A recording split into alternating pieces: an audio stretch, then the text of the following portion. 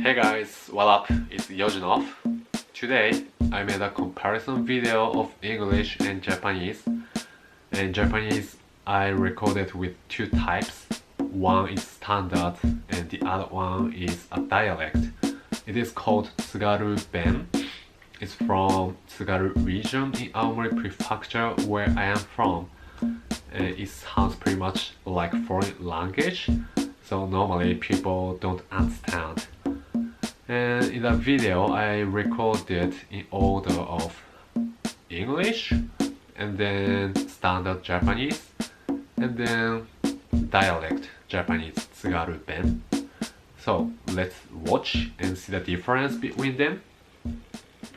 どうぞ. Where are you going? Where are you going? どこ行くの? どこ行くの? どこ行くんだ? どこ行くんだ?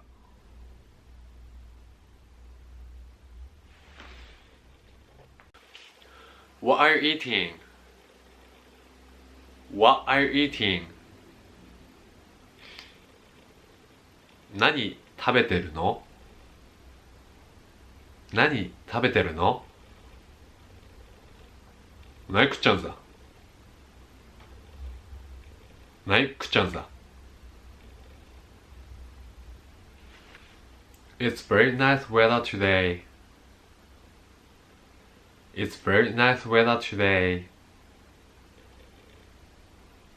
今日はいい天気だね. 今日はいい天気だね. 今日당연하자방. 今日당연하자방. I couldn't sleep well last night. I couldn't sleep well last night. 昨日はよく寝れませんでした. 昨日はよく寝れませんでした. 윤배 아마 내리는 갔다 왔다. 윤배 아마 이건 내리는 갔다 왔다. He's really annoying.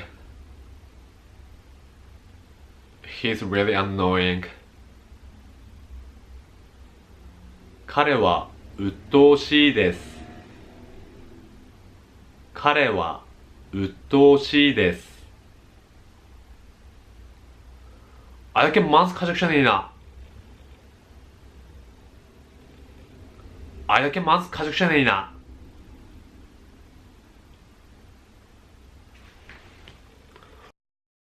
Thank you for watching my video.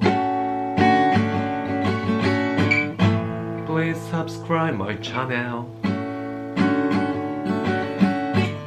So I'll see you next time. Don't forget to subscribe, okay?